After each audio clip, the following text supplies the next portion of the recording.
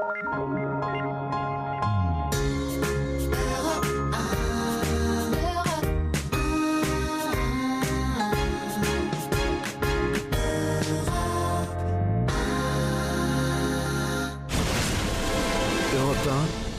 1, au cœur de l'histoire.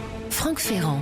Nous retrouvons Franck Ferrand dans sa deuxième maison cet après-midi puisqu'il se trouve déjà au Théâtre Antoine, prêt pour le spectacle de ce soir. Bonjour Franck. Bonjour Anissa, bonjour à tous. Je suis très étonné et très heureux de vous voir ici parce que d'habitude quand nous nous déplaçons comme cela, c'est vrai. Vous ne venez pas, vous restez rue François 1er. Parce que d'habitude vous partez beaucoup plus loin. Et voilà, et là vous avez traversé Paris jusqu'au boulevard de Strasbourg, jusqu'à ce temple de la scène moderne qu'est le Théâtre Antoine. Nous sommes ravis de vous accueillir Anissa. C'est un plaisir partagé Franck, et ici, à la Belle Époque, sous l'égide d'un monstre sacré, ici est né ce qu'on appellera le théâtre libre. Et oui, le monstre sacré, c'était André Antoine, bien entendu. Alors nous en parlerons tout à l'heure de ce personnage étonnant, de ce fondateur du théâtre libre. Nous en parlerons en compagnie de la directrice déléguée du théâtre Antoine, Stéphanie Bataille, qui nous fait les honneurs de la maison.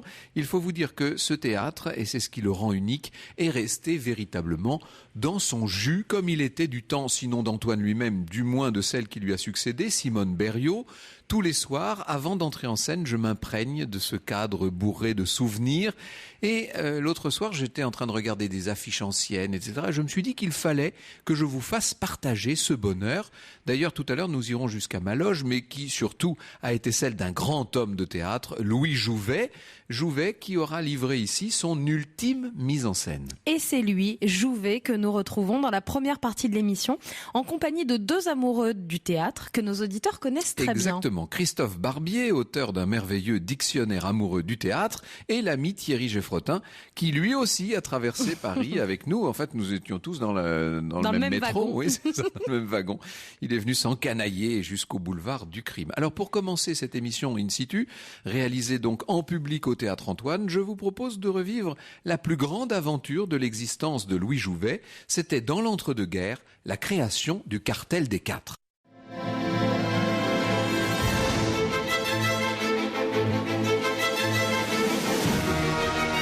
Europe 1, 14h, 15h30. Au cœur de l'histoire. Franck Ferrand.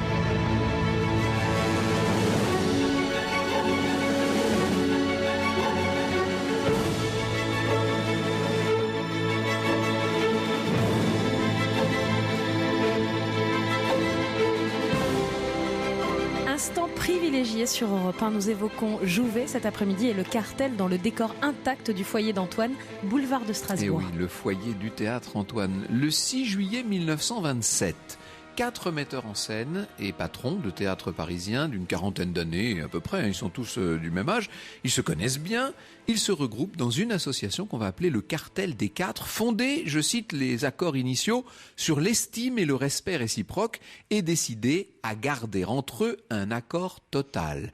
Ça, c'est une autre histoire. Il s'agit, si vous voulez, d'une association d'entraide. Par exemple, l'achat de matériel est mis en commun, les initiateurs sont à l'écoute des auteurs et bannissent toute trace de vedettariat dans la typographie de leurs affiches. Et 3 metteurs en scène et directeurs de théâtre parisiens, parmi les membres de ce cartel, ne sont pas très connus du public. C'est Gaston Batty, Georges Pitoef et Charles Dulin. Le plus célèbre est l'initiateur du cartel. Alors lui, le public le connaît évidemment, et c'est Louis Jouvet. Louis Jouvet était né la veille de Noël, d'ailleurs, la veille de Noël 1887 en Bretagne, à Crozon. Il a eu une enfance, comment est-ce qu'on pourrait la définir? Une petite enfance tranquille, modeste, provinciale. Quand je dis tranquille, il perd son père alors qu'il n'est qu'adolescent, à 13-14 ans. Il va aller vivre avec sa mère chez son oncle dans les Ardennes. Il fait des études de pharmacie à Toulouse, à Paris, mais il rêve de théâtre. Et cependant, il va essuyer 3 échecs au Conservatoire d'art dramatique de Paris, sans doute à cause de cette difficulté d'élocution qu'on prend pour du bégaiement, qui n'est pas tout à fait du bégaiement, mais c'est vrai que ça l'oblige à adopter une diction un peu syncopée. Vous savez, cette diction qui finalement le rendra célèbre. Ça n'empêche pas Louis d'intégrer des troupes avec lesquelles il joue à Paris et plus particulièrement à l'Université populaire du Faubourg Saint-Antoine, avec le théâtre d'action d'art. Et puis il joue aussi en province dans un registre très large. On joue du théâtre antique, du Sophocle, mais aussi de l'Octave Mirbeau, qui est le grand auteur du moment, le Misanthrope et l'école des femmes de Molière, on joue Britannicus de Racine et du Courteline, mais aussi les Revenants d'Ibsen, etc., et Poil de carotte de Jules Renard, qu'apprécient particulièrement les troupes amateurs. En 1912, il obtient son diplôme de pharmacien. Seulement, vous avez beau être pharmacien le jour, la nuit, vous n'en rêvez pas moins de théâtre. Et à 26 ans, Louis Jouvet est engagé par le directeur du théâtre du Vieux-Colombier, Jacques Copeau. Il va être au départ régisseur et par la force des choses, décorateur, assistant. Il ne vient presque à la comédie que par raccro. Il joue notamment dans des pièces de Molière, mais aussi il joue les frères Karamazov, il joue dans La Nuit des Rois de Shakespeare, etc. Et pendant la Première Guerre mondiale, on verra Jouvet, ambulancier, médecin auxiliaire. N'oubliez pas qu'il a fait ses études de pharmacie. Après tout, il est pharmacien. Démobilisé en 1917, il retrouve la troupe du Vieux-Colombier et à ce moment-là, c'est l'époque de la grande tournée. Il part avec le Vieux-Colombier à New York pour 2 saisons.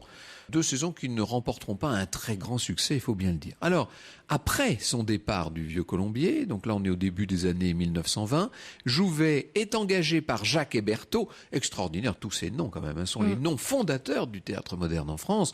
Hébertot, c'est le directeur du théâtre des Champs-Élysées, un théâtre qui comprend 2 salles, la grande salle célèbre bien sûr, et puis au-dessus là-haut, la Comédie. Jouvet dessine une nouvelle salle qu'on appelle le studio des Champs-Élysées. Il va s'occuper en alternance des mises en scène de la Comédie des Champs-Élysées et du studio. En 1923, ça on peut dire que pour lui 1923 c'est une année cruciale, hein, il a 36 ans, il triomphe à la Comédie des Champs-Élysées avec une pièce de Jules Romain qui va le rendre célèbre, Knock ou le triomphe de la médecine. Vous voyez que là, il réunit en quelque sorte ses 2 talents et ses 2 savoirs. La pièce est très nouvelle pour l'époque, pas de formule de politesse, une comédie sans intrigue amoureuse. Bref, c'est une pièce neuve dans laquelle Jouvet va connaître un véritable triomphe. Pièce Saint-Bernard, dira-t-il, pièce Providence, protectrice et tutélaire. Pendant 25 ans, j'ai repris Knock 50 fois par saison. Ce sera en quelque sorte son talisman, cette pièce-là. Alors, je vous parlais du cartel au départ et pour l'instant je vous parle que de Louis Jouvet, sur lequel nous allons revenir dans un instant avec Christophe Barbier et Thierry Geffrotin. Mais il faut peut-être que je vous dise un mot des autres. Charles Dulin, dernier d'une famille de 18 enfants. Lui, il a été formé au mélo, vous savez, au spectacle populaire, engagé à l'Odéon, embauché au Vieux-Colombier en même temps que Louis Jouvet. Au moment de la création du cartel, il est le directeur du théâtre de l'Atelier, le théâtre de l'Atelier à Montmartre. Gaston Batty, également provincial, issu d'un milieu modeste, a découvert le théâtre en Allemagne lors d'études d'histoire de l'art qu'il menait à Munich. Metteur en scène à l'Odéon, il travaille au théâtre des Champs-Élysées et ses mises en scène vont au théâtre des Champs-Élysées faire une sorte de concurrence avec celle de Louis Jouvet. Des mises en scène déroutantes, hein, d'ailleurs. Par exemple, l'épopée imaginaire d'une Jeanne d'Arc juive bolchevique d'après le roman La cavalière Elsa de Pierre Macorlan. Le moins qu'on puisse dire, c'est qu'on était là dans un théâtre, disons, avant-gardiste. Et des 4, Gaston Batty est le seul à n'être pas du tout comédien. Enfin, Georges Pitoëff. Alors Georges Pitoëff, vous imaginez le slave, vous savez, grand échalas avec un fort accent russe. Lui baigne dans le théâtre depuis l'enfance. Son père dirigeait un théâtre en Géorgie. Il arrive avec sa famille en 1921 à Paris. Et lui aussi connaît bien Jouvet puisqu'ils ont travaillé aux mises en scène d'un certain nombre de pièces en alternance avec Georges Batty. Les mises en scène de Pitoëff sont très audacieuses. Je vous parlais de la Jeanne d'Arc de Pierre Macorlan. Il faudrait dire un mot de la Jeanne d'Arc protestante patriote de Bernard Shaw, bien entendu. Il met en scène l'Orphée de Cocteau dans le monde moderne. En 1927, au moment où se crée le cartel, Pitoëff s'occupe des mises en scène du théâtre des arts. Au cœur de l'histoire. Europe 1, Au cœur de l'histoire. Franck Ferrand. Pour Pour cette émission, depuis le Théâtre Antoine, depuis le foyer du Théâtre Antoine, Franck, vous nous parlez de la création du Cartel des Quatre. Nous sommes en 1927. 4 hommes, metteurs en scène et directeurs de théâtre parisiens, créent cette fameuse association. Alors, il s'agit de Georges Pitoëff, de Charles Dullin, de Gaston Batty et forcément de Louis Jouvet. Quels sont leurs auteurs favoris à ces 4 hommes? C'est là qu'ils sont très différents d'André Antoine, dont nous parlerons tout à l'heure. C'est que leurs auteurs favoris sont largement des classiques quand même. Il y a Molière, je vous en ai dit un mot, mais Flaubert, Dostoïevski, enfin, etc. Beaucoup d'adaptations de romans au théâtre. C'est la grande mode dans cette période de l'entre-deux-guerres. Et puis, ils ont, évidemment, ils mettent sur le théâtre un certain nombre de textes contemporains, de Jules Romain, de Marcel Achard, de Jean Cocteau. Mais, vous voyez, des auteurs, j'allais dire, qui ne sont pas tout à fait les auteurs ultra-réalistes d'un André Antoine à la génération précédente. On y reviendra tout à l'heure. Louis Jouvet a pour sa part une prédilection pour un certain Jean Giraudoux, qui voit le théâtre comme un espace de liberté. On peut dire de Giraudoux qu'il fait partie de ces dramaturges qui réécrivent les mythes antiques pour essayer de les frotter à notre monde et à la modernité. Avec chez Giraudoux un style, une préciosité très particulière qui font la poésie étonnante de ce théâtre. Dès 1928, Jouvet met en scène une de ses pièces, Siegfried. 3 ans plus tard, il montra Judith au théâtre Pigalle, dont il est à l'époque le directeur. En 34, d'ailleurs, il a succédé à André Antoine là-bas. En 34, lorsque Jouvet va quitter la Comédie de Champs-Élysées pour prendre la direction de son célèbre théâtre, l'Athénée, il fait jouer toutes les pièces de Giraudoux. Alors là, Tessa, la nymphe au cœur fidèle, Amphitryon 38 bien sûr, supplément au voyage de Cook, et en 1935, la célébrissime Guerre de Troie n'aura pas lieu. Cela n'empêche pas Jouvet de mettre en scène un certain nombre de classiques toujours. À 18 ans, en 37, nous raconte Christophe Barbier, François Perrier passe une audition devant Louis Jouvet, un extrait des Fourberies de Scapin. Si Molière vous avez vu, il a dû se retourner dans sa tombe, laisse tomber le maître à la fin de la performance. Il faudrait le dire avec la voix de Jouvet, bien sûr. Si le maître vous avez vu, il a dû se retourner dans sa tombe. Eh bien, comme ça, il sera à l'endroit, car hier soir, il vous a vu jouer Arnolphe, lui réplique François Perrier, pardon. Évidemment, il ne va pas faire long feu dans la classe de Louis Jouvet, qui, vous l'aurez compris, devient un excellent professeur, et nous en parlerons tout à l'heure avec Thierry Geffrotin. L'un des objectifs du cartel, c'est de proposer des interprétations exigeantes. Le texte est important, mais la mise en scène doit primer. Ça, c'est une nouveauté extraordinaire. C'est la grande nouveauté de ce début de XXe siècle. Gaston Batty estime que le texte, cire le mot, comme il dit, a tout envahi jusqu'à l'apparition du metteur en scène du théâtre libre, André Antoine. Et Antoine, en quelque sorte, est venu semer le désordre dans toute cette histoire. C'est lui qui, le premier, a voulu des mises en scène ultra-réalistes, etc. C'est lui qui a fait bifurquer le théâtre d'une certaine manière. Et il faut maintenant que le cartel gère cette nouveauté avec un public de plus en plus exigeant qui attend à la fois des textes nouveaux, des mises en scène originales, tout ça en respectant l'esprit du théâtre. Enfin, c'est une période de foisonnement extraordinaire, bien entendu. Les décors sont également très importants. Alors, on parle toujours des décors des Pitoëff, vous savez, qui étaient extrêmement dépouillés, déjà minimalistes avant l'heure. Mais il faudrait entrer dans le détail, notamment des décors des mises en scène de Jouvet. L'autre objectif, c'est de faire un théâtre assez populaire. On abaisse le prix des places pour permettre au plus grand nombre de venir. Par exemple, Pitoëff, quand il est au Mathurin, fait baisser les prix jusqu'à 8 francs, ce qui est vraiment pas beaucoup pour l'époque. À l'Athénée Louis Jouvet, les prix vont de 40 à 6 francs. Alors vous êtes peut-être pas très bien placé quand vous payez 6 francs, mais ça permet à tout le monde d'aller au théâtre, ce qui là encore est une révolution. Alors évidemment, on ne peut pas dire que le cartel soit accepté de tout le monde. En 1928, un critique est empêché d'entrer au début de la représentation des Oiseaux d'Aristophane, mise en scène par Dullin. Scandale. La presse refusera de parler du théâtre de l'Atelier, parce qu'à l'époque, un critique avait tous les droits. Il entrait quand il voulait, il sortait de même. D'ailleurs, il disait à peu près ce qu'il voulait aussi.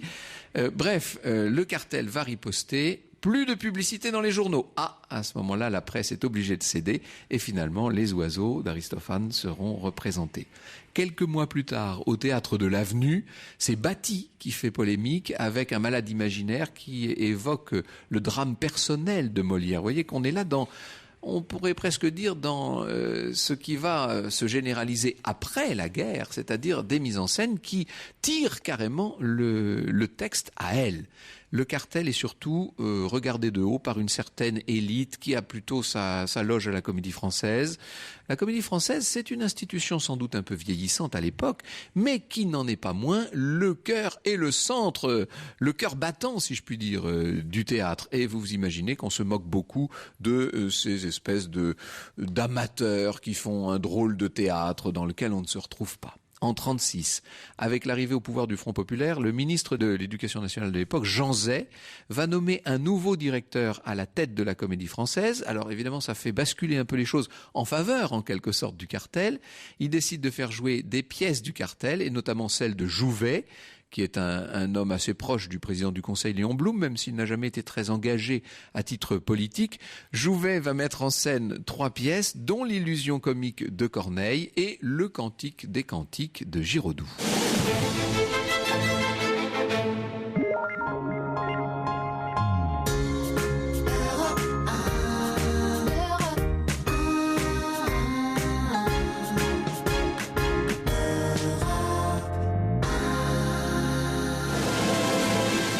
Au cœur de l'histoire. Sur Europe 1. Europe 1, au cœur de l'histoire. Franck Ferrand. Cet après-midi, Franck Ferrand, vous nous proposez de revenir sur le parcours de Louis Jouvet. Louis Jouvet qui aura livré au Théâtre Antoine son ultime mise en scène. C'est pour ça que nous sommes là aujourd'hui dans le foyer. Et d'ailleurs, Antoine. nous avons en ligne de mire, au-dessus du bar du foyer du Théâtre Antoine, la grande affiche où l'on voit la mise en scène, l'ultime mise en scène de Louis Jouvet. C'était Le Diable et le Bon Dieu de Jean-Paul Sartre, avec dans le principal rôle un certain Pierre Brasseur. Et d'ailleurs, cette affiche se trouve juste au-dessus du public qu'on salue et qui est venu nous rendre visite aujourd'hui. Merci à vous. Alors, Louis Jouvet, vous en parliez, va monter 3 grandes pièces de théâtre. Et il va se diriger également vers le cinéma ? Oui, alors ça, c'est des mises en scène qu'il fait à la Comédie Française. Et surtout, il se dit que le meilleur moyen encore de porter les textes et de porter l'art théâtral auprès du grand public, c'est d'accepter ce cinématographe, comme on dit encore, et qui est en train de connaître la faveur du public. Jouvet réalise, il réalise lui-même Knock, il joue dedans, bien entendu. Hein. Son grand succès théâtral, il le porte à l'écran. La pièce Volpone également devient un film avec Harry Bor et Charles Dulin. Charles Dulin, des membres du cartel. On voit Jouvet jouer Arnolphe dans la version cinéma de l'École des femmes de Max Ophuls en 1940. Bref, la passion du théâtre au service du cinéma va pousser Jouvet à jouer aussi son propre rôle de prof de théâtre au conservatoire, et c'est le célèbre film Entrée des artistes de Marc Allégret. Il joue également le rôle d'un acteur de théâtre habité par son personnage dans La fin du jour de Julien Duvivier. Et puis, nous entendrons tout à l'heure Louis Jouvet dans un extrait du Revenant. Alors là, c'est tout à fait extraordinaire. On a l'impression d'être là avec lui. Dans Entrée des artistes, en 1938, nous dit Christophe Barbier, il représente le théâtre joyeux, celui de la vocation de la jeunesse, du conservatoire, des illusions et des rampes qui s'allument. Dans La fin du jour, en 1939, où François Perrier est un jeune journaliste, il incarne le théâtre sombre, celui de l'amertume et de la schizophrénie, des vieux cabots aux tournées miteuses, des séducteurs décatis et des rampes qui s'éteignent. Ce ne sont pas les seuls rôles de Jouvet au cinéma, bien entendu. Il avait d'ailleurs, entre parenthèses, débuté dans Topaz à 45 ans. Topaz, au départ, pièce de théâtre de Marcel Pagnol, bien entendu. D'ailleurs, c'est André Antoine qui avait fait le succès de Topaz au théâtre. André Antoine qui, à l'époque, était devenu critique de théâtre. Et puis, il tourne alors dans tous les films de Julien Duvivier, de Marcel Carnet, etc. On verra tout ça, on en dira un mot tout à l'heure, bien entendu.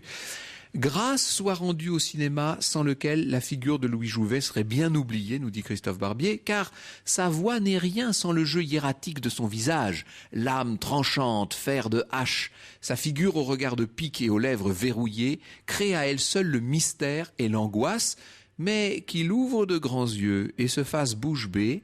Et le voici comique, benet à souhait. C'est pourtant l'inquiétant Louis Jouvet que l'on retient austère et cireux, car drôle de drame, Hôtel du Nord ou Quai des Orfèvres l'ont ainsi immortalisé.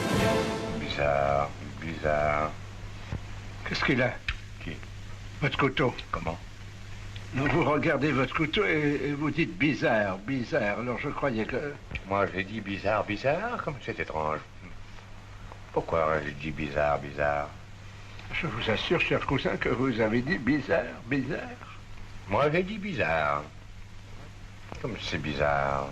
Comme c'est bizarre, un extrait de Drôle de drame, un film de Marcel Carné, avec Michel Simon, Françoise Rosé, Jean-Louis Barrault et bien sûr Louis Jouvet. Et cet après-midi sur Europe 1, Franck Ferrand vous plonge au cœur du destin et du parcours de Louis Jouvet depuis le Théâtre Antoine. Et la suite, c'est dans un instant sur Europe 1. Louis Jouvet, avec le cartel, a l'intention de transmettre un certain nombre de conceptions du théâtre et d'une façon plus générale, on devrait dire de l'art dramatique. Mais malgré cette célébrité qui devient la sienne grâce au cinéma, il n'en reste pas moins d'abord et avant tout l'homme du théâtre. Il est là tous les jours, il arrive tôt, il est avec les machinistes, on le voit manger un sandwich au zinc du bistrot avec les gens du théâtre. Charles Dullin dirige de son côté une école de comédiens au théâtre de l'Atelier. Alors là, il aura des élèves incroyables, lui, Jean-Louis Barrault, Jean Villard, Jean Marais, Madeleine Robinson, n'en jetez plus, et Jacques Dufilot et d'autres. Voilà ces gens du cartel qui sont en train déjà, d'une certaine manière, de se recycler. Il faut vous dire que leurs affaires ne marchent pas et que cette aventure du cartel va finir dans une espèce de semi-faillite, il faut bien le dire, juste avant la guerre. Ça finit au moment de l'arrivée de la guerre à peu près. En 1939, Georges Pitoëff meurt d'une crise cardiaque. En Suisse, c'est un peu le glas. 2 ans plus tard, Dullin quitte l'Atelier pour le Sarah Bernard et la même année, Jouvet part en tournée en Amérique du Sud. On est en pleine occupation là. Il part avec sa troupe. Il reviendra en France après la guerre, tournera de nouveau, mettra en scène des pièces de théâtre à l'Athénée, c'est-à-dire chez lui. Il redevient professeur. Et puis, nous le disions tout à l'heure, Anissa, en juin 1951, c'est ici même, au Théâtre Antoine, dirigé à l'époque par Simone Berriot, qu'il met en scène un drame en 3 actes et 11 tableaux, Le Diable et le Bon Dieu de Sartre. Ce sera donc sa dernière mise en scène, puisque Louis Jouvet meurt pas longtemps. On regardait les affiches tout à l'heure avec Thierry Geffrotin. Il meurt 2 mois et demi plus tard. Il n'avait que 63 ans. Europe 1, au cœur de l'histoire. Europe 1, au cœur de l'histoire. Franck Ferrand. Jusqu'à 15h30 cet après-midi, Franck Ferrand vous propose une émission depuis le Théâtre Antoine avec de nombreux invités. Vous êtes bien entouré, mon cher Franck.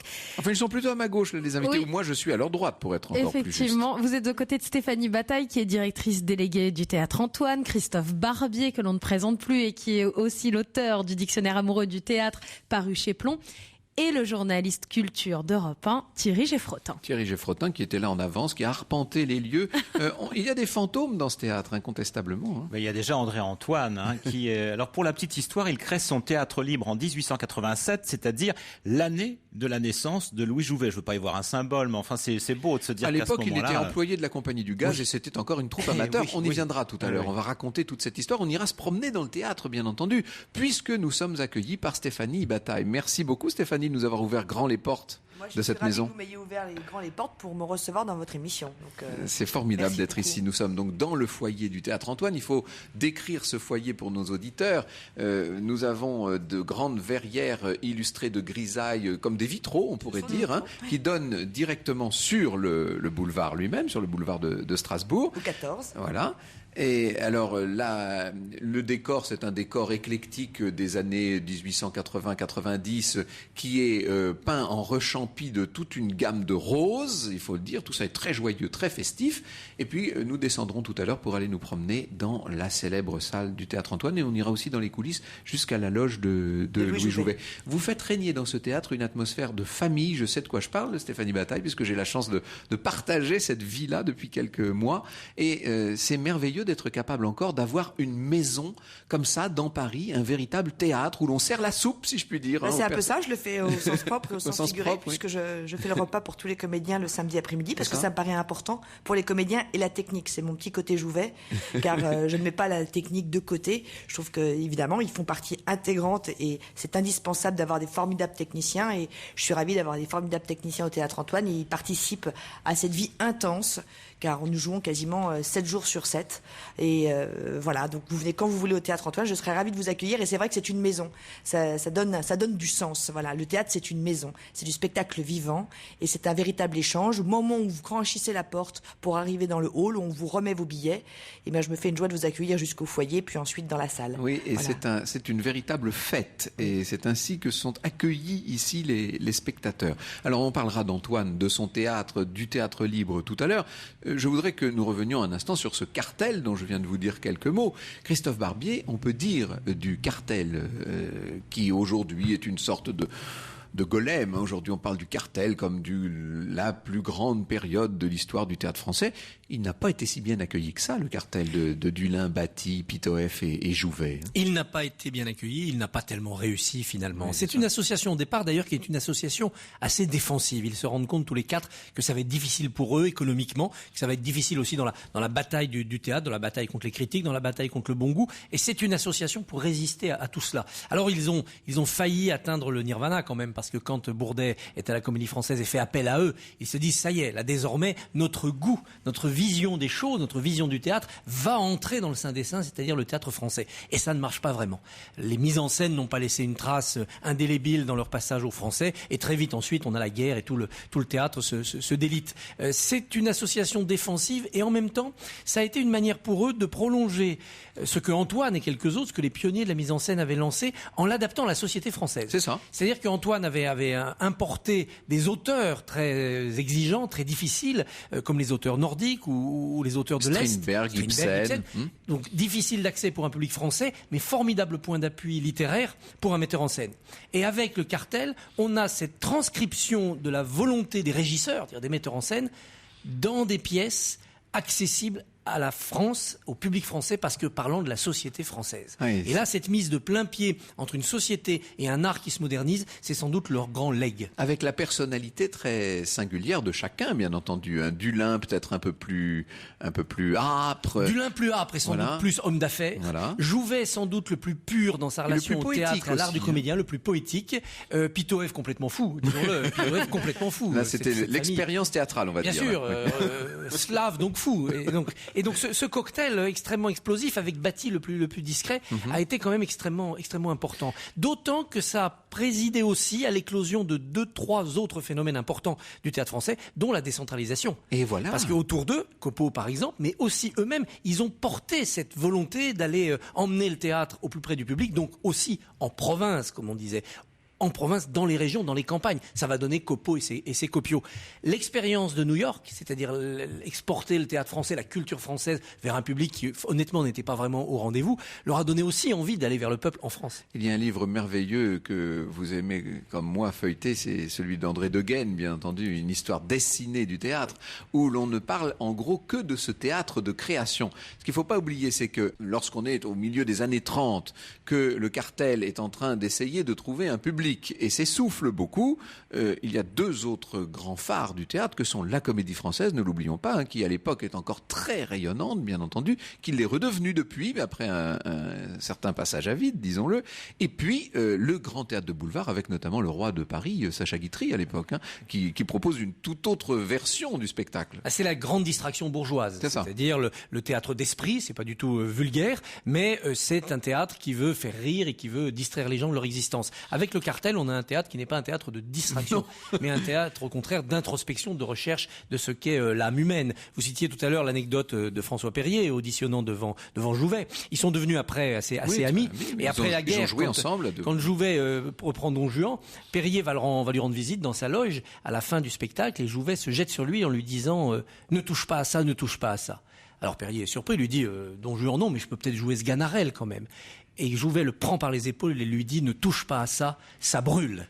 Et le théâtre, tel que l'imaginaient ceux du cartel, et notamment Jouvet, c'est un théâtre qui brûle. C'est ce feu intérieur qui consume le comédien en lui permettant d'éclairer. C'est ce que dit Jouvet quand il reprenait la phrase en disant la lumière au théâtre, ce ne sont pas les feux de la rampe, ce sont les feux de l'âme. Au cœur de l'histoire.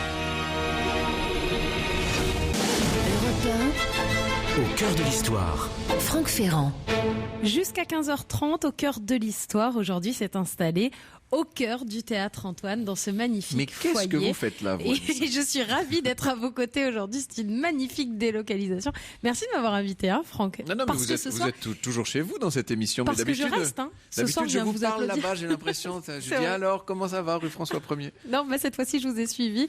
Et puis ce soir, je vais rester parce que je vais vous applaudir. C'est la première de vos prolongations. Et oui, mais oui. 6 dates supplémentaires que vous sommes à pied d'œuvre, là. Ici, au Théâtre Antoine. Vous allez être en forme. Stéphanie Bataille, directrice du Théâtre Antoine, est à vos côtés. Christophe Barbier, auteur du Dictionnaire amoureux du théâtre, paru chez Plomb.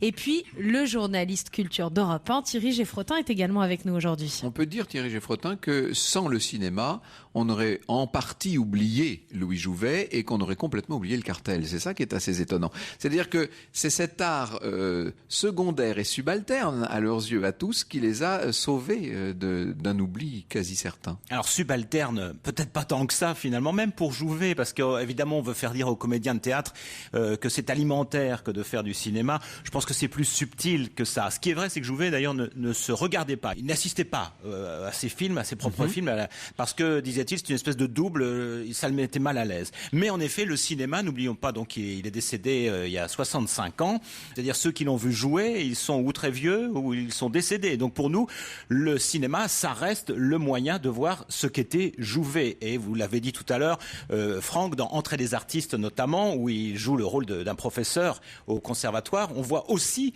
qu'il joue son rôle. Il joue son propre rôle, on voit un peu ce qu'il était. Alors ce qui est formidable, évidemment, aujourd'hui, on dit mais il n'a joué que dans des chefs-d'œuvre. À l'époque, les chefs-d'œuvre en question ont parfois été très mal accueillis. Alors on le voit en médecin dans Knock, on le voit en souteneur dans Hôtel du Nord, on le voit en évêque dans le drôle de drame, c'est-à-dire qu'il était capable... Et en moine dans La Kermesse héroïque. Oui, pour moi, c'est peut-être son meilleur rôle. Oui. Et alors en cambrioleur qui se déguise, où il joue plusieurs rôles et même son propre sosie, on voit qu'il était capable d'endosser absolument tous les rôles. Et ce qui fait au cinéma, on imagine bien qu'au théâtre, ça devait être une révélation. Alors, ce qu'on peut regretter, c'est qu'on n'ait pas de captation de Molière. Non. Ça, on peut le regretter, parce qu'on se dit que voir Jouvet aujourd'hui dans une pièce de Molière, là, je pense qu'on toucherait du doigt l'histoire du théâtre. Christophe Barbier est à côté de moi. Je pense que lui aussi doit regretter qu'on n'ait pas ce genre de captation. Oui, c'est assez bizarre. D'ailleurs, ça aurait pu avoir lieu, mais à l'époque, les gens de théâtre n'en voyaient pas peut-être la nécessité. Très peu d'enregistrements sonores, très peu d'enregistrements d'images, notamment à cause de la lumière. C'est avec finalement Villard et le Festival d'Avignon qu'on va avoir les premières captations, les premières images. Et encore, il y était très très rétif, il se battait contre ça. Il faut dire que les rares enregistrements que nous ayons de Madame Sarah sont pas formidables et que lorsqu'on entend Coquelin aîné donner la grande tirade de Cyrano, c'est dramatique, tout simplement. Ça nous dégoûterait presque de rêver au théâtre de cette époque. Les règles de diction, les règles de déclamation n'étaient pas du tout les mêmes qu'aujourd'hui. On n'était pas dans le réalisme que l'on connaît aujourd'hui. C'est en 1938 seulement que la Comédie Française enregistre la première dramatique radiophonique. Et tout cela parce qu'une comédienne a les faveurs du ministre de l'Information. Et voilà, mais ça, ces choses-là ont rarement changé. Vous savez, il y a des constantes quand même dans l'histoire du spectacle. Est-ce qu'on peut dire de Louis Jouvet qu'il n'aurait pas atteint la dimension qui fut la sienne sans Jean Giraudoux? Oui, et vice-versa. Moi, je pense que Giraudoux était un auteur, d'abord de romans. Il ne voulait pas venir au théâtre. Il se laisse convaincre de prendre son roman Siegfried et le Limousin et d'en faire sa première pièce. Et ça, c'est sous la pression de ses amis, dont Louis Jouvet, qui voit la force théâtrale de cette prose très, très chantournée. Donc, il n'y aurait pas eu de Giraudoux au théâtre sans Jouvet. Et Jouvet a montré avec Giraudoux qu'il pouvait concilier grande littérature et art de la scène.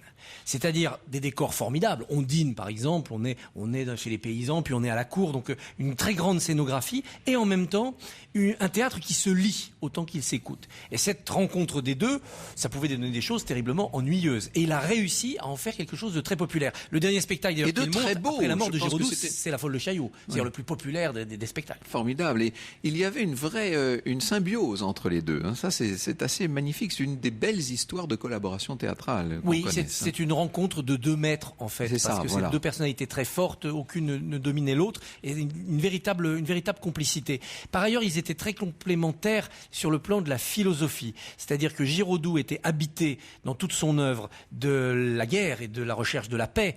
Siegfried, c'est cela, c'est un Français qui va en Allemagne retrouver un ami devenu amnésique. Mais la guerre de Troie n'aura pas lieu, c'est la même chose. C'est la montée du nazisme. C'est la montée du nazisme. Et Jouvet, lui, n'est absolument pas politique. Il n'est que littéraire, il n'est que poétique. Et donc, ils se complètent parfaitement, et la naïveté poétique de Jouvet devient un porte-parole innocent, pur, des idées politiques de Giraudoux. On ne peut pas suspecter Jouvet de faire la politique quand il joue Giraudoux, et pourtant il fait la politique. Je vous propose d'entendre la voix inoubliable et inimitable, enfin si d'ailleurs très imitable, de Louis Jouvet dans Le Revenant. C'est la première fois que je monte sur une scène. Oh, vous n'avez pas besoin de monter sur une scène pour jouer la comédie. Pourquoi me tout ça? Pour rien, pour faire un mot. Vous êtes charmante dans ce décor. Oh, je suis surtout très émue, vous savez. La première fois qu'on monte sur une scène, on a toujours un peu le trac. Je dois vous paraître stupide. Quelle drôle d'idée j'ai eu de revenir ici pour essayer mon spectacle, au lieu de débuter tout de suite à Paris. Il a fallu que je fasse un détour par ma jeunesse absurde, que je découvre l'envers d'un vieux mélodrame. Et voilà que maintenant j'ai envie de vous tutoyer pour nous rajeunir, Geneviève. Extraordinaire extrait, Thierry Geffrotin, Le Revenant. Le Revenant, c'est un très beau film. Ça se passe à Lyon. Et alors, ce qui est assez drôle, c'est que ce film est tourné en 46. C'est le premier film qu'il tourne après son retour de sa grande tournée en Amérique du Sud. Donc, Le Revenant, c'est un peu lui qui revient. et donc, dans ce film, c'est donc un directeur de troupe d'un ballet qui revient 20 ans après et qui recherche un peu les traces et les fantômes de sa jeunesse, d'un amour passé. Et il est à la fois très humain et très cynique dans ce film. Je pense qu'on touche Jouvet acteur. Je dis pas qu'il était comme ça, mais dans ce qu'il est capable de faire avec un seul et même personnage. Justement, on a l'image d'un homme extrêmement froid, un peu hautain. C'était tout le contraire. Il était la chaleur même, nous disent ceux qui l'ont connu. Mais oui, notamment Jean Carmé raconte quand il rencontre pour une des premières fois Jouvet. Carmé, il a toujours une petite topette avec du pinard et Jouvet prend plaisir à discuter avec lui et à boire le coup de temps en temps. Et ça les a rapprocher, créer des liens. Et Carmé, qui était un homme qui aimait la vie, avait des mots fleuris et beaucoup de passion pour Louis Jouvet. Donc ça casse cette espèce de personnage qui vous refroidit comme ça. Jouvet, c'était un homme qui avait des tripes. Et puis quel humour, toujours. Et quel humour. Ça, bien sûr. Oui, je vous raconte l'histoire de Psyché. Tout le monde la connaît, cette histoire de Psyché sur l'humour de Jouvet. Allez-y. Donc c'est une jeune comédienne qui passe le concours d'entrée au conservatoire. Elle a donc une scène de Psyché de Molière et elle dit « Où suis-je ?» Et Jouvet répond au conservatoire, mais plus pour très longtemps. Oui, ça devait être assez cinglant et terrible en même temps. Louis Jouvet a laissé un souvenir particulier ici, Stéphanie Bataille, puisqu'il a donné sa dernière mise en scène. Lui qui était l'homme du théâtre, il faut le dire, quand même, il avait beaucoup été à la Comédie des Champs-Élysées, un peu à l'Atelier, et puis surtout, il était l'homme du théâtre de l'Athénée.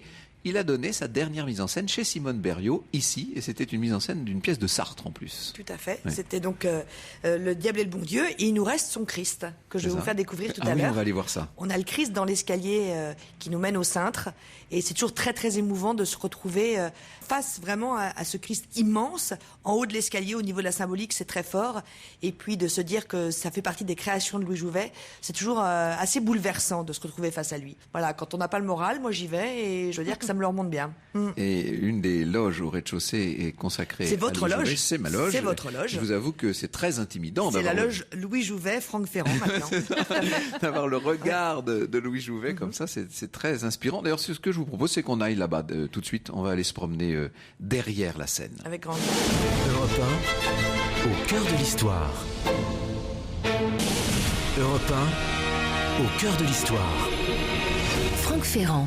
Alors cet après-midi, après nous avoir parlé de Louis Jouvet, on était soufflés. Oui, j'allais dire, je vous trouve un peu le souffle court là. Va falloir que je refasse un petit peu de sport en effet, puisqu'après nous avoir parlé de Louis Jouvet, on se balade au cœur du théâtre Antoine. D'ailleurs, je vous précise que vous pouvez découvrir les photos de ce lieu et de cette émission aujourd'hui sur Twitter avec le hashtag ACDH et sur la page Facebook au cœur de l'histoire. Et nous sommes montés très haut, Franck. Oui, nous sommes dans les cintres, comme on dit. On est au-dessus de la cage de scène et vous nous avez fait monter jusqu'ici. Au péril de notre souffle, chère Stéphanie, pour nous montrer le fameux Christ de la pièce Le Diable et le Bon Dieu. Tout à fait, créé le 7 juin 1951. Et voilà, un des éléments du décor, et ils l'ont gardé, et c'est formidable de pouvoir, de savoir qu'il est là. Voilà, c'est rare de pouvoir garder des éléments de décor, puisque maintenant, pour une question de place, malheureusement, on peut plus garder les décors, à part un décor qui a été gardé. Je ne sais pas si vous avez l'occasion d'aller voir à Versailles, fêtes et divertissements. Il y a à la cour de Versailles, sûr, on a le devin de village. Exactement. Oui. Et donc nous avons la chance d'avoir ce Christ créé, pensé par Louis Jouvet. Voilà, il nous garde la maison. Et il est bien dans l'esprit de la pièce, on peut dire, d'une très grande austérité, ce Christ. Et monumental, bien sûr. Alors, ce n'est pas la seule chose que vous ayez gardée. Ce qu'il faut dire à nos auditeurs, c'est que je vous propose de redescendre pendant ce temps-là. On va y aller tranquillement, parce que nous allons redescendre vers les loges. Ce qu'il y a d'extraordinaire dans cette maison, c'est qu'elle est restée, entre guillemets, dans son jus. Tout à fait. Vous avez tout conservé. Au moment conservé beaucoup de choses. Du rachat, j'ai voulu que l'on garde et Jean-Marc Dumontet. Quand vous dites le rachat, c'est Laurent Ruquier et Jean-Marc Dumontet qui ont racheté le théâtre après la mort d'Helena Bossis, qui était la fille elle-même de Simone Berriot. Exactement, après la mort de Daniel Darès. Daniel Darès, pardon. Tout à fait. Non, mais ils avaient déjà gardé en mémoire tout ce que la mère d'Helena Bossis, en l'occurrence Simone Berriot, avait fait pour ce théâtre. Et j'ai souhaité conserver, parce que c'est important de conserver, ça fait permettre aux gens de rêver. C'est vrai que c'est agréable de voir les spectateurs se promener juste avant la levée du rideau dans les couloirs et de pouvoir voir les photos avec Jacqueline Maillan, justement, avec François Perrier, des photos aussi avec Louis Jouvet. C'est un voyage dans l'espace. Ces affiches extraordinaires. Exactement, tout à fait. C'est-à-dire elles sont toutes là. Je disais tout à l'heure en venant qu'il n'y a quasiment pas de comédiens parmi les grands noms du théâtre actuel qui ne soient pas passés par le théâtre Antoine. Tout à fait. Michel Bouquet est venu jouer ici, Jean Rochefort, Delphine Seyrig, François Perrier, tout le monde, Arditi dernièrement, bien Daniel sûr. Rousseau. Voilà, ils passent tous ici. Voilà. C'est vrai. C'est la douane. Voilà. Alors, nous sommes arrivés de nouveau dans les loges et nous allons nous acheminer vers la fameuse loge de Louis Jouvet. Qui est la vôtre maintenant. Que je connais bien en effet. Et, qui est chauffée, qui vous attend. Oui, ce soir. Qui est même bien chauffée, je trouve. Trop. Il y a un message, Stéphanie. Très bien. Je vais le baisser ou alors je vais faire une petite piscine. Il y a une douche à côté pour rafraîchir. Et en même temps, ce qui me donne chaud, c'est peut-être la perspective de remonter sur les planches. Ça y est, le trac commence à venir, chère Stéphanie. C'est un endroit extraordinaire que cette loge du maître de Louis Jouvet, qui restait dans l'esprit des loges de théâtre de cette immédiate après-guerre, Christophe Barbier. Oui, d'abord, il fait chaud. Oui, c'est vrai. Parce qu'il faut surtout pas attraper froid. La voix doit être protégée. Une bonne loge de théâtre et une loge surchauffée. Ensuite, il n'y a pas de fenêtre, il n'y a pas de distraction. On peut pas regarder la rue, les voitures qui passent. On ne peut que se concentrer. On ne peut que se concentrer sur soi-même, sur son texte, penser à ses partenaires. Et puis, on est quand même juste derrière la scène. On est à 2 murs. Ah, oui. C'est-à-dire que tout à l'heure va venir le bruissement lointain du public. Cette espèce de ressac à la fois terrifiant et fascinant qui signale que l'heure approche. Et ici, c'est particulièrement émouvant car le rideau de scène a été constitué à partir d'un certain nombre de publicités et d'enseignes du quartier qui ont été cousues ensemble. Et quand vous êtes, alors évidemment, dans la salle, vous voyez un grand rideau de scène peint, comme dans beaucoup de théâtres à l'italienne. Mais quand vous êtes sur le plateau et que vous attendez dans ce bruissement, dans ce brouhaha tellement excitant dont vous parlez, quand vous attendez la levée du rideau, vous voyez encore les anciennes marques et les anciennes publicités de l'époque. C'est très émouvant et très fort. En fait. C'est un endroit pour les fantômes, les théâtres. Oui, vraiment. En fait, parce que quand on est sur scène, il y a tous ceux qui vous ont précédé sur la scène, et puis ces affiches d'un temps lointain, d'un temps de la guerre, d'un temps qui est oublié, elles portent aussi la mémoire des gens qui vivaient cela. Là, la photo Harcourt de Louis Jouvet, bien entendu, il est assez souriant et doux d'ailleurs sur ce grand portrait en noir et blanc. Et puis alors ici, le téléphone intérieur avec les noms, voyez, de la concierge du contrôle, du chef machiniste, du standard, etc. Et si vous remontez vers le haut de la typologie, vous voyez tout à fait en haut Monsieur Jouvet, donc c'est bien le téléphone de Louis Jouvet qui est là. On peut dire, Thierry Geffrotin, de Louis Jouvet qu'il était autoritaire dans sa direction d'artiste et... Alors, je ne sais pas si c'est le mot autoritaire. Il voulait que les comédiens ou apprentis comédiens, élèves, accouchent d'eux-mêmes. C'était pas un professeur qui était là pour donner des trucs, même s'il en donnait finalement. Par exemple, ce qui dictait son enseignement, c'était la manière d'entrer en scène. Il disait que la manière dont on arrivait sur la scène, il fallait être dynamique, il fallait tout de suite être là, présent par le texte et aussi physiquement. Mais ayant dit cela, je vous redis que ce qu'il souhaitait, c'est que les comédiens qu'il formait soient eux-mêmes et soient vraiment révélés à eux-mêmes pour pouvoir dire le texte. Ce qui est très important chez Jouvet. Fabrice Lucchini dit c'est un janséniste, c'est-à-dire que le comédien est au service du texte, pas d'ego. On n'est pas là pour se jouer, pour se présenter, pour s'offrir, on est là pour servir le texte. Alors en cela, peut-être qu'en effet, il avait une manière d'élever tout simplement les comédiens avec autorité. qu'il était un peu différent d'un certain nombre de ses associés du cartel, du reste. Simone Berriot, avec laquelle il travaille dans cette ultime mise en scène de 1951, est elle aussi un grand personnage de théâtre. Elle figure sur la quasi-totalité de toutes ces belles affiches qui ornent les couloirs du Théâtre Antoine, en tout cas des coulisses. Christophe Barbier. C'est une patronne. Une patronne. C'est une patronne de théâtre, comme l'était Sarah Bernard quand elle a repris la Renaissance ou le théâtre qui porte désormais son nom. C'est-à-dire qu'il faut à la fois piloter une entreprise, parce qu'un théâtre, ça peut très très vite aller vers la faillite, et en même temps laisser la liberté, la totale liberté aux créateurs. Donc c'est un mélange d'autorité et d'inspiration. Il faut être une muse et un peu une dictatrice. Et je pense qu'elle avait ces qualités-là. Par ailleurs, elle venait du théâtre, de la comédie, elle savait ce que c'était, elle avait goûté des planches, donc elle pouvait savoir exactement quand on lui demandait quelque chose, si c'était légitime ou si c'était excessif. Eh bien nous aussi, dans un instant, nous allons monter sur les planches et quelque chose me dit que ce n'est pas pour vous déplaire. Europe 1, au cœur de l'histoire.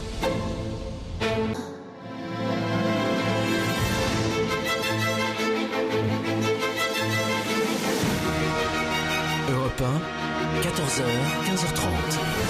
Au cœur de l'histoire, Franck Ferrand. Jusqu'à 15h30 sur Europe 1, nous sommes ici au cœur du Théâtre Antoine. Alors d'habitude, Franck Ferrand conduit la Ferrand Mobile. Alors là, nous avons eu la chance de pouvoir la garer devant le 14 du boulevard de Strasbourg, ici à Paris. On va pas faire long feu entre nous. C'est le Théâtre Antoine, faut qu'on se dépêche, effectivement. Alors on visite tout le théâtre. Nous étions dans le foyer pour la première heure de l'émission. Dans votre loge, dans les cintres, descendus dans la loge. Dans la loge il y a un instant, et maintenant nous sommes sur les planches, sur le grand plateau du Théâtre Antoine. C'est une perspective, un panorama, si je puis dire, auquel j'ai fini par m'habituer depuis quelques semaines. Je vous avoue que j'ai le cœur qui bat un peu fort là, en me disant que ça va recommencer pour de nouvelles semaines. Ça, c'est formidable. Moi, je suis ravie en tout cas. Oui, c'est bien. Et les spectateurs aussi. J'espère. Ils sont très en demande. Ça. Oui. Alors, devant une salle qui là est vide, ça change tout évidemment. Ça donne pas tout à fait la même impression. Cette salle, c'est exactement ce qu'on appelle un théâtre à l'italienne, Christophe Barbier. Ah oui, décrivez-nous ça. C'est le théâtre à l'italienne parfait, c'est-à-dire c'est un œuf.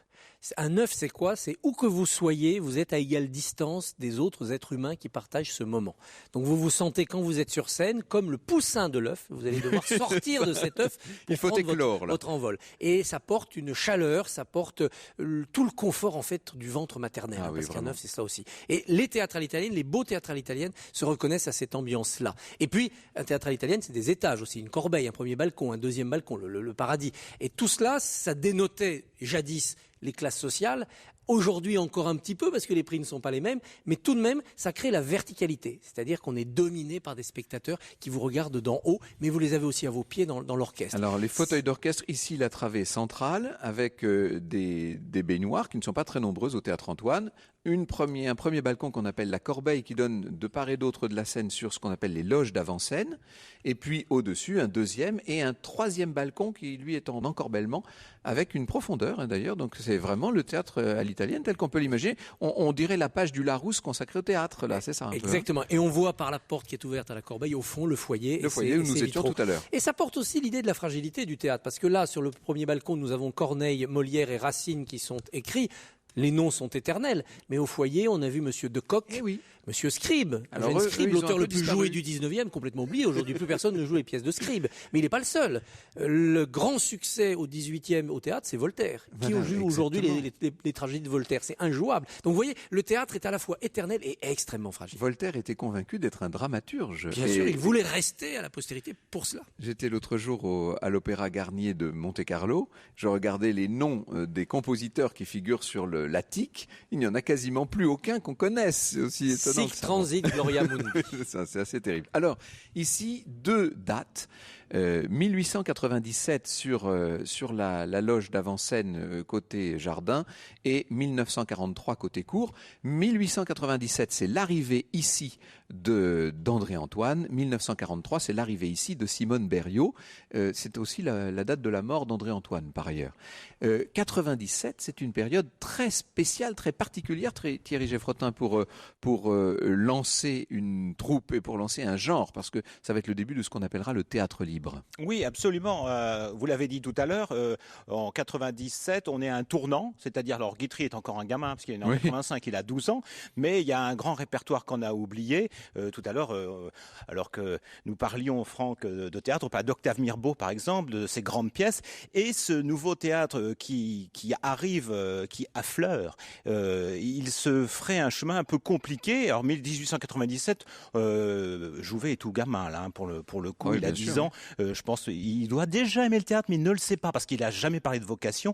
Mais pour le coup, c'est un moment un peu charnière, où le théâtre libre d'André-Antoine commence à apparaître, mais rien n'est joué. C'est-à-dire, d'un côté, le vieux théâtre n'est pas mort, et le jeune théâtre n'a pas encore ses galons. Dans la présentation quasi quotidienne que je fais au public de cette salle, Stéphanie Bataille, je raconte que c'est ici, sur ce plateau où nous sommes, que pour la première fois, des comédiens ont mangé vraiment, ont bu vraiment. C'était un théâtre qui se voulait réaliste. Et le grand rideau de scène, au moment où il se lève, c'est comme si le quatrième mur du salon ou de la maison se levait sur la vie réelle des gens. Il ne faut pas oublier qu'à l'époque, il n'existait pas de télévision, pas de radio même, en 1897, et que donc, c'était très nouveau de montrer comme ça le réalisme, la vie dans sa profondeur et dans son épaisseur. C'est ici que tout ça a eu lieu, et c'est grâce à André-Antoine. Oui, c'est vraiment, je vous remercie beaucoup de parler de tout ça sur Europe 1. Ça me touche énormément et surtout de donner l'envie. Parce que évidemment, dans toutes ces années-là, les gens allaient davantage au théâtre. Je ne dis pas que les gens y vont moins, mais je trouve que c'est vraiment très important d'y retourner. Parce que c'est vraiment, c'est pas de la publicité mensongère que je fais. C'est tellement important de se retrouver pendant 1h30, 2 heures, 1h30 avec vous, voir les gens ressortir avec le sourire, dire, ah, tiens, j'ai appris quelque chose, ou de faire venir, comme je fais actuellement, la Comédie Française au Théâtre Antoine, hors les murs. Voilà. Avec les enfants du silence. Avec les enfants du silence, dans une mise en scène d'Anne-Marie Etienne, ça donne la possibilité à des gens de se retrouver pendant 1h30, de voir du spectacle vivant. Voilà. Alors je dis pas que c'est mieux que la télévision, mais presque mieux aussi, je pense. Tout à l'heure, Christophe Barbier, nous parlions à propos du théâtre libre d'Ibsen, de Strindberg, bref, d'un théâtre difficile, disons-le. Ce qu'il y a d'étonnant avec André-Antoine, c'est qu'il allait chercher de nouveaux auteurs, surtout. Il ne se contentait pas du tout du répertoire. Non, il ne s'est pas contenté du tout du répertoire. Il pensait que pour appuyer ce réalisme, il fallait aller chercher d'autres univers. Or, on a avec le théâtre nordique, il y a trouvé une mine inépuisable de situations psychologique. Et qu'est-ce que l'on voit ? On voit les problèmes de l'hérédité, on voit les problèmes du parricide, on voit la destruction des familles de l'intérieur, autant de choses extrêmement âpres, extrêmement difficiles, mais qui apportaient au public latin, au public français, une vision d'eux-mêmes. Et ce réalisme-là que vous évoquiez tout à l'heure, il n'a pas été bien accueilli. Parce que d'abord, on a cru que c'était obscène, on l'a assimilé à du grand guignol, et ensuite, on a vu à quel point ça pouvait être traumatisant pour un public. On ne riait pas, évidemment, quand on voyait Ibsen ou Strindberg. Quand vous voyez Les Revenants, et non pas Le Revenant de Jouvet, mais Les Revenants, c'est évidemment terriblement difficile à accepter. Et cette noirceur nordique, ça a permis à Antoine d'appuyer son art de la scène et son réalisme. Oui. On dit qu'au moment de la mise en scène des bouchers, c'est au tout début du XXe siècle, André-Antoine était allé chez les commerçants du quartier, chez les bouchers, pour chercher de vrais quartiers de bœuf qu'il avait installés ici sur la scène et que les spectateurs des premiers rangs étaient obligés de faire demi-tour tellement ça sentait mauvais. Voilà, c'est-à-dire qu'il avait aussi confondu le réalisme et la réalité. Un peu trop. Mettre de la vraie viande, c'est pas forcément du réalisme, c'est de la réalité. Et donc il a dû corriger cet art-là. N'oublions pas qu'au même moment, on est dans la belle époque, les grands spectacles, c'est fait d'eau. Ça fait rire tout Paris, que dis-je, toute l'Europe. Et donc on est dans deux théâtres qui sont à l'hémisphère nord, au pôle nord et au pôle sud de l'art dramatique. Alors dans un instant, nous allons revenir sur l'histoire même de cette salle. D'où vient-elle ? Quand le théâtre a-t-il été construit ? Dans un instant. Europe 1, au cœur de l'histoire. Europe 1, au cœur de l'histoire. Franck Ferrand. C'est une émission très spéciale que vous nous proposez quelques heures avant de monter vous-même sur scène, Franck Ferrand, ce soir. Nous sommes cet après-midi et jusqu'à 15h30 sur Europe 1 au Théâtre Antoine avec vos invités Stéphanie Bataille, la directrice du Théâtre Antoine, Christophe Barbier qui est auteur du dictionnaire amoureux du théâtre paru chez Plon et puis bien sûr notre journaliste culture ici à Europe 1, Thierry Geffrotin. Ils vous ont tous accompagnés sur cette scène du Théâtre Antoine. Extraordinaire. C'est en 1866 qu'a été inaugurée à cet endroit, à l'emplacement du théâtre des Menus Plaisirs, qui proposait des revues, on va dire des spectacles légers, des bouffes, des vaudevilles, des opérettes. Le théâtre des arts, ça va prendre toutes sortes de noms. Ça ne marche pas très bien, il faut le dire, et le théâtre est obligé la direction du théâtre est obligée de louer la salle pour rentrer dans ses fonds, et c'est dans ces conditions-là que l'animateur du théâtre libre, qui encore à l'époque est une troupe semi-professionnelle, animée, donc l'animateur c'est un employé de la Compagnie du Gaz, il s'appelle André Antoine, il est d'un milieu modeste, il n'a pas du tout suivi le cursus classique, on est très très loin de la comédie telle qu'elle se joue jusqu'alors en France. C'est dans ce contexte-là qu'André Antoine va donc commencer à louer la salle à partir de 1888. En octobre 1896, on ne lui confie pas moins la direction de l'Odéon. Ça, c'est quand même assez extraordinaire. Alors, il prévient d'ailleurs le ministre de l'Instruction publique de l'époque. Il lui dit « Je ne renonce en entrant ici, donc en entrant à l'Odéon, dans un grand théâtre national, je ne renonce en entrant ici à aucune des convictions qui m'y ont porté. » Et le ministre s'empresse de répondre « Ah, cher monsieur Antoine, je vous accepte avec toutes vos conséquences. » Le premier spectacle, ce sont les Perses d'Eschyle. Donc on va se confronter d'emblée au grand théâtre classique et antique. Et pour l'occasion, on voit Antoine décorer la salle de l'Odéon. Il fait déborder complètement le décor jusqu'à la scène, au-delà de la fosse d'orchestre, etc. Ça fait un scandale incroyable, bien entendu. Et la presse s'acharne contre lui. Antoine est devenu fou, peut-on lire dans le Gaulois. Il a commandé des décors trop grands pour le théâtre. Il va être obligé de démissionner au bout de 2 semaines. Et où revient Antoine à partir du moment où on ne veut plus de lui à l'Odéon? Eh bien, il revient ici au théâtre Antoine. C'est à ce moment-là que la salle va prendre son nom. Il fait placer au-dessus du cadre de scène, on peut la voir, elle est toujours là. En tout cas, le public qui est dans la salle peut la voir. Nous sommes mal placés, évidemment, pour la voir. C'est l'horloge qui permettent aux représentations de commencer à l'heure. Et j'ai l'habitude de faire ça maintenant, de regarder l'incroyable collection d'affiches qui ornent tous les couloirs des coulisses du théâtre Antoine. Vous voyez que les spectacles étaient au quart, à la demi, aux 3/4 parfois, donc ça devait être d'une précision helvétique. Ouais, c'est un peu ça. Vous avez repris un peu cette bonne habitude, vous, Stéphanie? Oui, je trouve que c'est important de commencer à l'heure. C'est vrai. Alors évidemment, pour ceux qui arrivent en retard, il faut se faire petit. Tout petit, oui. Voilà. Oui. Ou revenir un autre jour. Exactement. Donc Antoine propose souvent des spectacles coupés de courtes pièces en un acte. Il fait jouer des auteurs étrangers, nous l'avons dit, qu'il fait d'ailleurs traduire pour certains d'entre eux. Donc c'est un véritable travail d'innovation. Il révèle un certain nombre d'auteurs français qui n'étaient plus joués ou qui étaient mal joués. Jules Renard, notamment, doit quasiment tout à la personnalité et à l'audace d'André Antoine. Alors, les mises en scène, je le disais tout à l'heure, sont relativement surprenantes, mais ce qu'il faut dire, et c'est peut-être la différence qu'on peut faire, Christophe Barbier, avec le cartel dont nous parlions tout à l'heure, ce qu'il faut dire, c'est que le théâtre libre d'André Antoine, au moins dans les premières années du XXe siècle, va remporter un vrai succès. C'est-à-dire qu'on va loin, on ne fait pas de concessions, mais le public répond présent. Oui, après un début difficile, le théâtre libre s'est imposé. Il s'est imposé aussi parce que l'époque a tourné au tragique. Et quand on arrive à la fin des années 1910, que la Première Guerre mondiale se profile, bien entendu, on voit que ce théâtre de la crudité réaliste, que ce théâtre qui peint la société sans aménité, sans pitié, est le théâtre qui a raison. Et donc on s'éloigne d'un théâtre qui est là juste pour faire rire et faire digérer, pour aller vers un théâtre qui fait penser. Qui fait réfléchir. Et on va l'avoir. Et sans doute que dans le cartel, c'est Dulin qui va reprendre le plus fidèlement cette tradition-là.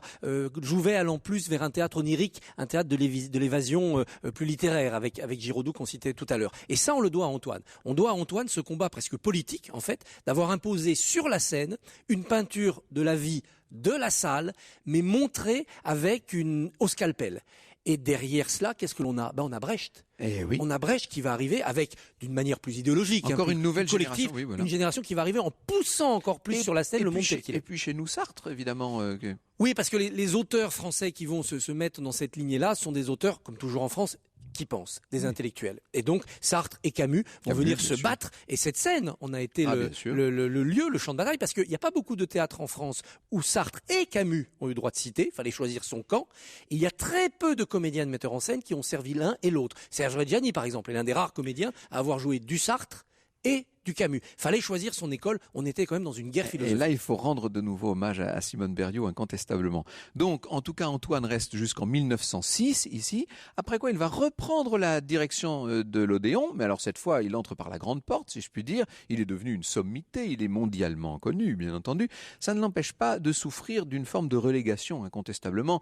Il va essayer d'écrire des critiques, il devient d'ailleurs un critique important, c'est lui qui révèle Marcel Pagnol, et puis petit à petit, on oublie Antoine, disons les choses. Et pendant l'occupation, Antoine est devenu un vieux monsieur qui n'a même plus de quoi vivre. Et celui qui va voler à son secours, aussi paradoxal que ça puisse paraître, mais le paradoxe n'est qu'apparent, puisqu'en vérité, André-Antoine était un grand ami de Lucien Guitry, le père de Sacha. Celui qui va voler à son secours, c'est Sacha Guitry, qui organise sur la scène de la Comédie Française en 1941 ce qu'on appelle le triomphe d'Antoine. Et tous les grands auteurs qui ont été mis en scène par Antoine vont livrer une contribution. On se rappelle le célèbre quatrain de Maurice Donnet. Je vais vous le dire avec la voix de Sacha. Sacha m'a demandé 4 vers pour Antoine. Je cherche en vain la rime et ne trouve qu'Antoine. J'interroge l'écho, il me répond Antoine. Quatrain, c'est un quatrain. Antoine, c'est Antoine. Au cœur de l'histoire. Sur Europe 1. Europe 1. Au cœur de l'histoire. Franck Ferrand.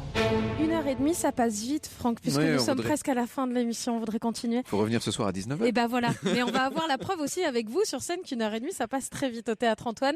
Il nous reste encore quelques minutes pour profiter de ce magnifique lieu dans lequel aujourd'hui vous nous proposez cette émission au cœur de l'histoire du théâtre, avec Stéphanie Bataille, avec Thierry Geffrotin et avec Christophe Barbier. Pour les dernières minutes, nous restons sur la scène du Théâtre Antoine en votre compagnie. Nous jetons un regard donc à cette date de 1943 qui est la date de l'arrivée de Simone Berriot.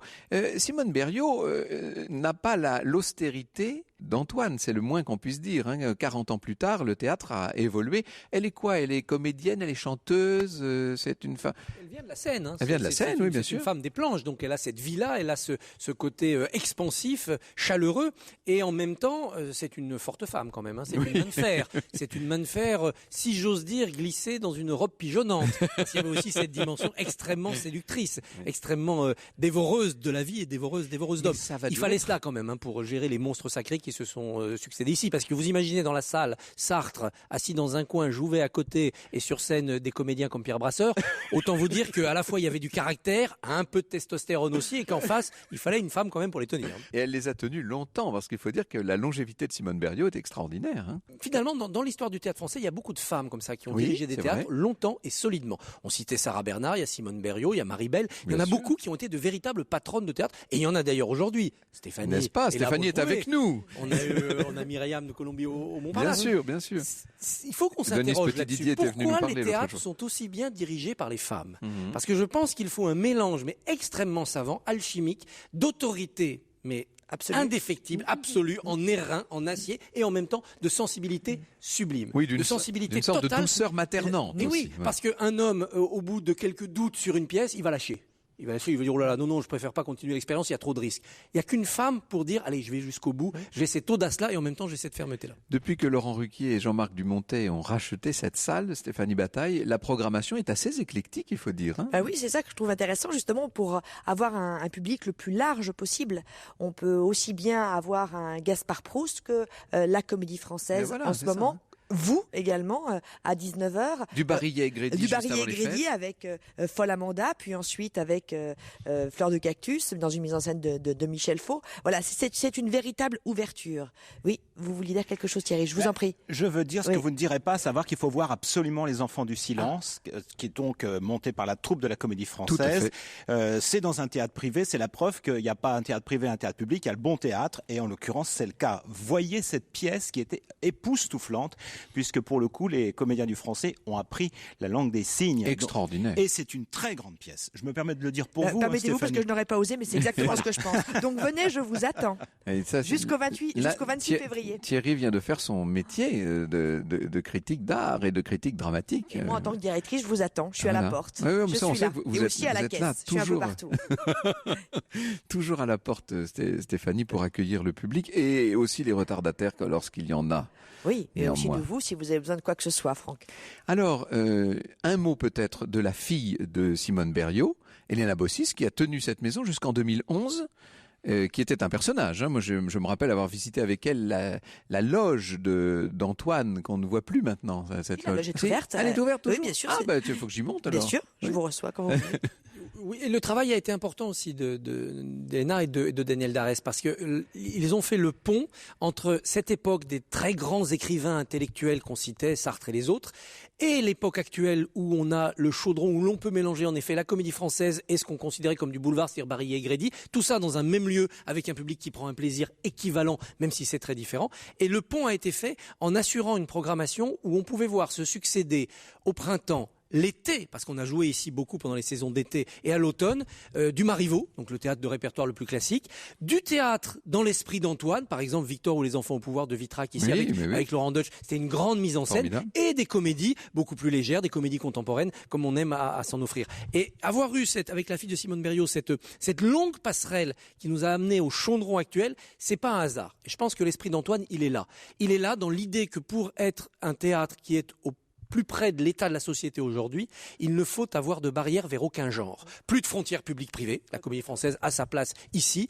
Plus de frontières entre les genres qu'on dit mineurs parce qu'ils veulent distraire et les genres qu'on dit majeurs parce qu'ils veulent faire réfléchir. L'un et l'autre vont ensemble. Quand on voit sur cette scène L'être ou pas, qui est une pièce formidable sur l'antisémitisme, on rit et on pense en même temps dans la même heure. Et tout cela, je pense que c'est dû quand même à la petite flamme que Antoine a dû laisser quelque part dans les cintres, écrit Belangor. Elle est là partout. Alors regardez, ça c'est un objet absolument magnifique, il est gravé au nom du théâtre Antoine, c'est le brigadier de Monsieur Antoine, et je crois que nous ne saurions mieux finir cette émission théâtrale que par les 3 coups que je vais frapper si vous le voulez.